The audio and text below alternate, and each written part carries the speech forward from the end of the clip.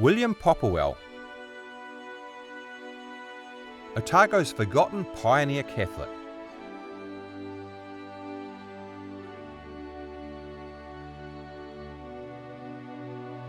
William Poppelwell was born at Hutton on the Scottish border near Berwick-on-Tweed in 1819.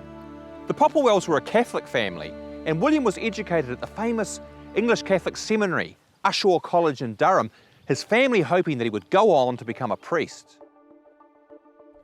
Instead, he went to sea and became a master mariner. This brought him to New Zealand in 1841 as first mate on the Tyne, bringing New Zealand Company immigrants to Wellington.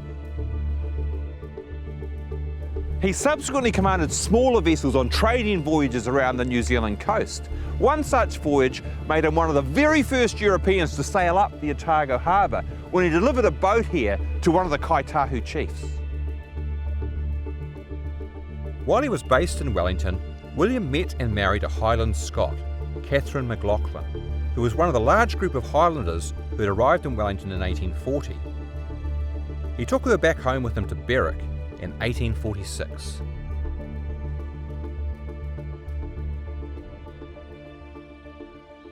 William learned all he needed to about farming here at Sunnock, his family's estate in Scotland, seemingly with a plan to then return to New Zealand and get into farming there.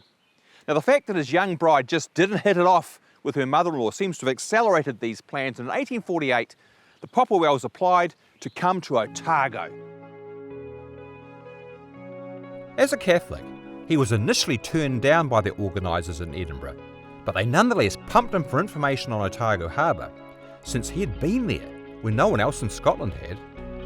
In due course, however, William purchased land in Otago, which entitled him to free steerage passage for his young family on the ship Blundell in September 1848. William thus became one of only 3 Scottish Catholics who managed to get into Otago in that early period on Otago Association ships. He'd bought one of the association's land packages, and for his £108, he was entitled to a quarter-acre town section, a 10-acre suburban allotment, and a rural land section of 50 acres. He chose North East Valley for his suburban lands, and he and Catherine established a home not far from here where the Sacred Heart School would later be established. Now, at that time, all of the North East Valley was still covered in bush, and William had his work cut out for him, clearing a patch of land to make himself a farm. He then imported cows from Australia and established a dairy supply for the nearby township of Dunedin, carting his milk across the empty swampland of the North Dunedin Flat. And it was here, at the Poppelwell House in November 1850, that the first Catholic Mass was celebrated in Dunedin by the French Marist priest, Father Sayon, visiting from Wellington. William and Catherine had 2 young children by the time they settled in Dunedin, and 3 more were born here while they lived in the valley. Eventually, there would be 12. Catholic education in Otago can therefore be said to have really begun in their home. They were excellent parents, devoted to their faith and energetic about maintaining its practice, notwithstanding the complete absence of priests or religious in Dunedin, apart from the occasional brief visit of a French missioner from Wellington. There were no more than half a dozen Catholics in all of Dunedin at that time, but the Poppelwells here in North East Valley kept the flame of their faith burning bright. This also drew William into the feisty politics of the early settlement. He joined ranks with disgruntled Anglicans and Methodists to form a loose coalition known as the Little Enemy by the Scottish Presbyterian establishment. That might be why the Poppelwells were among the very first to move out from that initial zone of settlement. And when they came south to Tokomairiro in 1853, there was still only one house on the entire plain. Their dray was the first wheeled vehicle to make that journey south.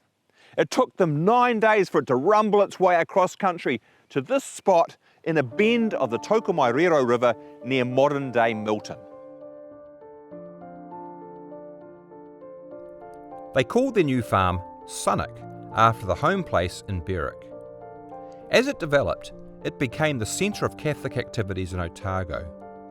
William even made efforts to recruit a priest from Scotland to serve the community, a project that only failed when the priest opted to emigrate to Canada instead.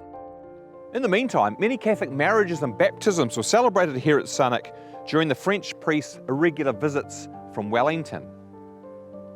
Many of the poor Irish immigrants of the 1850s, mostly from Galway, also found work at Sunnock.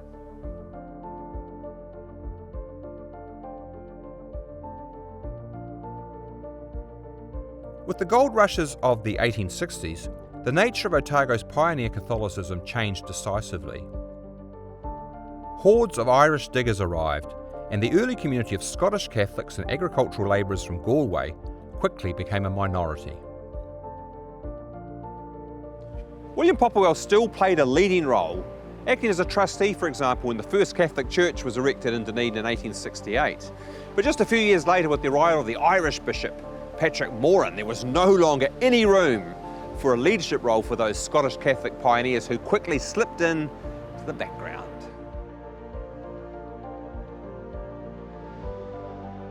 It was the passing of an era, that time when Catholicism in Otago was more French and Scottish than Irish, but it was quickly forgotten.